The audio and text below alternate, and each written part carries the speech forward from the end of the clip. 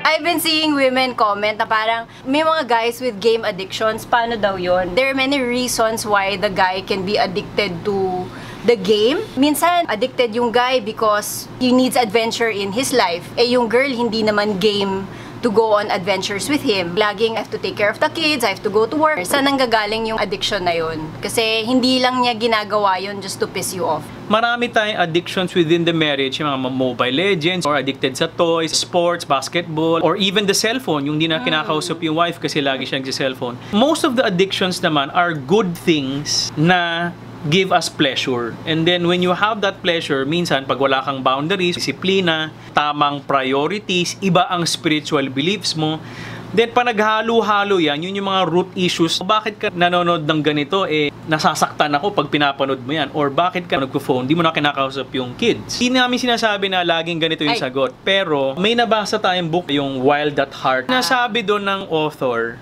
ang lalaki talagang ginawa for adventure. And conquering things. Yes. Achieving things. Achieving things. That's why nga, di ba, popular yung mga superhero movies. Ngayon, ang girl daw, hindi siya wired for adventure, but wired kayo to partner with the man in his adventure. Ang nangyayari daw, when the man is not conscious, tinamaan ako dito nung binasa ko yung book. Pag boring daw ang life mo, parang 8 to 5, nasa opisina, nakaupo, papeles, paulit-ulit, uuwi, traffic. Parang sinasabi nung book, kapag wala ng adventure yung life mo as a man, naghahanap ka ng something to give you adventure. So, pwedeng sexual adventure siya. Nakakakilig yun kasi bawal So, itatago mo. Mas powerful yung adventure nung affair.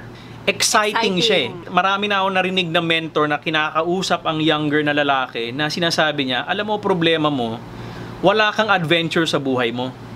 Your life is boring. Either hindi ka umalis ng family home. Masyado kang safe and comfortable. Gusto mo secure. Takot ka mag-jump ng ship. Takot ka mag-try ng something bago. Takot kang i-pursue yung passion mo. Takot kang lumabag sa parents mo. So pag wala ka ng excitement, minsan, little things, nagiging adventure siya ngayon. We have to find, and the wife can help the guy find, ano ba yung adventure na binigay ni God sa'yo? Kasi hindi ka naman ginawa ni God para maging boring Kapag yung asawa mo or yung friend mo, ganyan yung tunog, yung parang walang adventure. Walang excitement sa buhay. So exciting yung malasing, mag-flirt.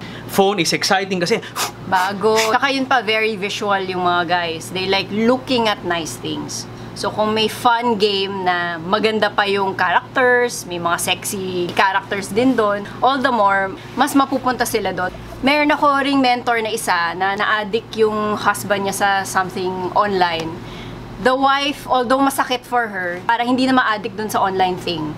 She had to help him find something new that they could do together na exciting din. You really help each other hanapin yung passion ng isa't isa. Kasi nga, once you find a job na may pera pero walang passion, usually you will become addicted to something that brings you adventure. Kasi wala ka ng excitement sa buhay. Gusto ko i-share yung sinabi ng manager namin. Sabi niya, yun mo Richard, now I realize, getting older, hindi ka dapat goal-oriented but purpose-oriented. Sabi ko, explain mo, sabi niya, Chard, pag goal-oriented ka, I have to reach this money.